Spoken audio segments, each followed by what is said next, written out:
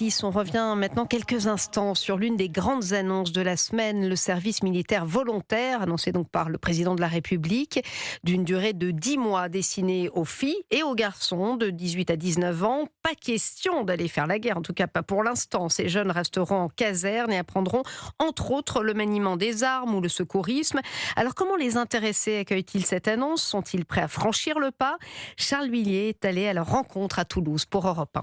Je trouve ça intéressant déjà de servir à la France. C'est une expérience à tenter dans une vie. Comme Anna, 15 ans, la fibre patriotique fait partie des raisons qui pourraient dans quelques années la pousser à se porter volontaire. Tout comme Enzo qui, lui, songe même à s'engager de manière encore plus pérenne. J'ai toujours aimé le militaire. C'est surtout le domaine de l'armée de terre et des chars qui m'intéresse. Et je voudrais travailler dedans. Et si je dois, je pense que je me battrai. Depuis quand même assez longtemps, mon père était un passionné d'avion qui a travaillé dans l'armée de l'air. Donc il m'a un peu passé cette passion. C'est une tradition familiale. Tradition familiale pour Enzo et symbole extrêmement fort pour Claudie, mère de famille d'origine togolaise dont le fils a 18 ans. Mon fils, il est né ici et je serais fière qu'il passe au service militaire. La France, on doit être fier d'être dans ce pays parce que la France nous a tout donné. Donc mon fils, il serait heureux aussi. Et la rigueur militaire n'est pas pour déplaire à Claudie. Il serait bien discipliné aussi. C'est ce qu'il faut dans ce pays pour les jeunes, la discipline. En plus de cette discipline, le fils de Claudie pourra si besoin suivre une formation professionnelle. Toulouse, Charles Huillier,